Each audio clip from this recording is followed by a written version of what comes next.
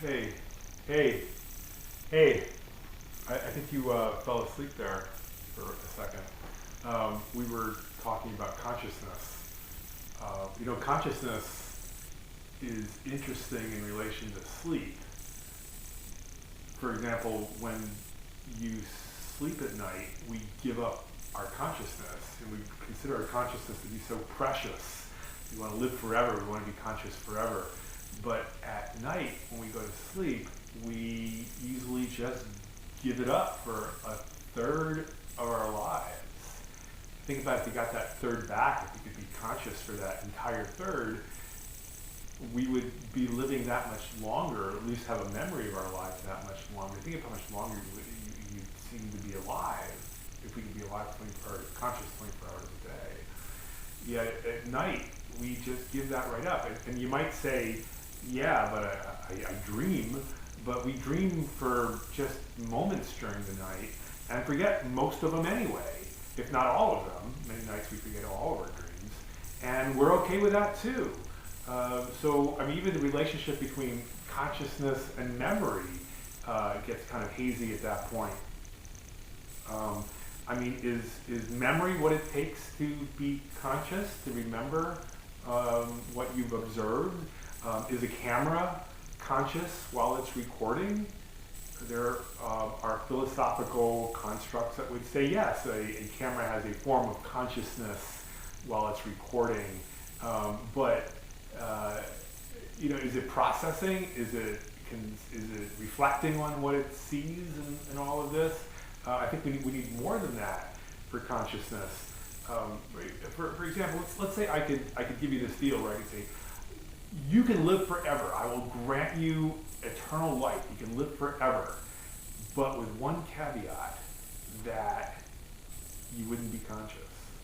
Would you take that deal? I don't think you would, right? Because I think we have to have the memory of ourselves to really be conscious. So is then memory the biggest part of consciousness?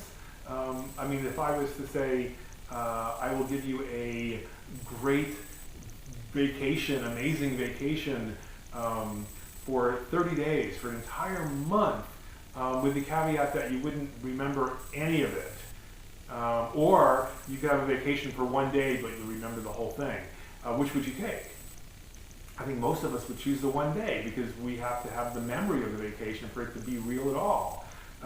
If we had 30 days without any memory of it, it's like it never happened. So how important then is memory to consciousness?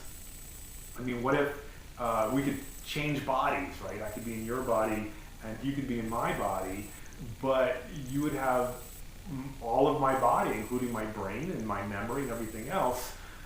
Would you even notice the difference? Because you'd be completely me, and I'd be completely you with all the memories, and there wouldn't be any memory of the transfer. And so would we notice that we're in a new body at all? I could do it for 10 times in the next 10 seconds, and would we notice anything? Or would it just seem like nothing happened at all?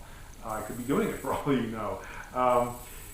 So then is memory the most important part? Does consciousness reside in our brains and in our memory?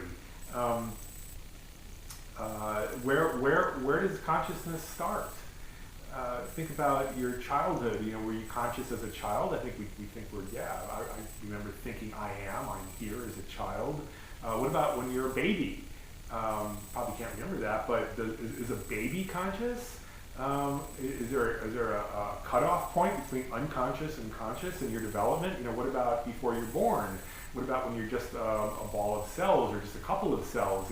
Where's the moment that we become conscious? You and I know that we're conscious. We can feel it. We feel I'm here. It's probably one of the most profound feelings that we have is I'm here, I am.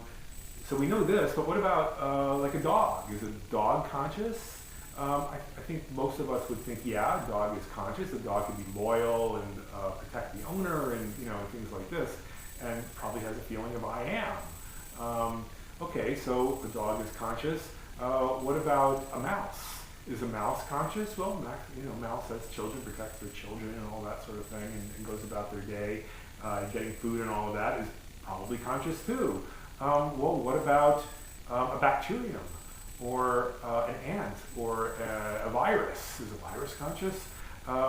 Is there a cutoff that you have to have so many neurons or cells or something to have consciousness? What if you had one more, one less? Is it consciousness is going to be there or not?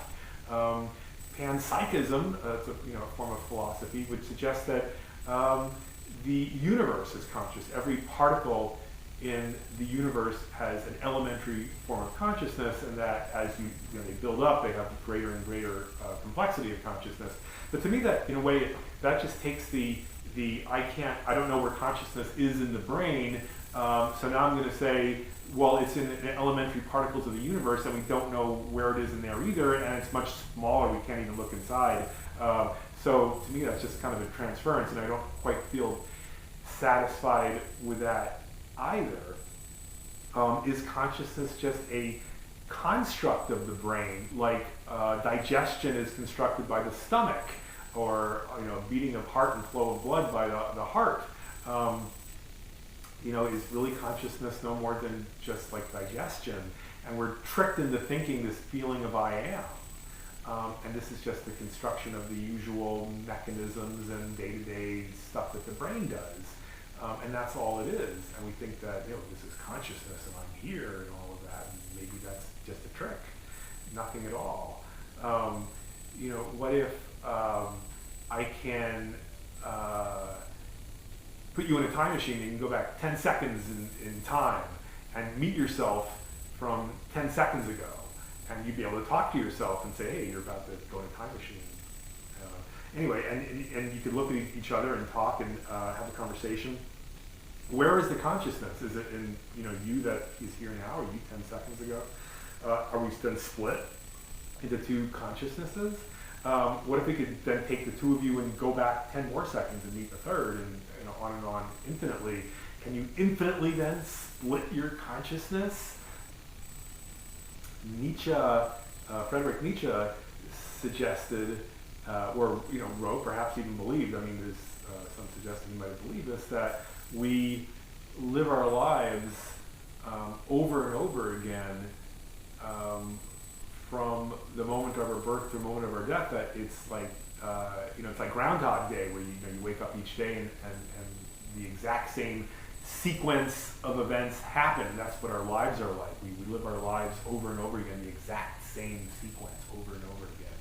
And he thought this was really important for us to think about this and to realize this, because at every decision that we make, we're going to make it a good one, because we know that we're eternally going to be living this decision over and over and over again, for eternity.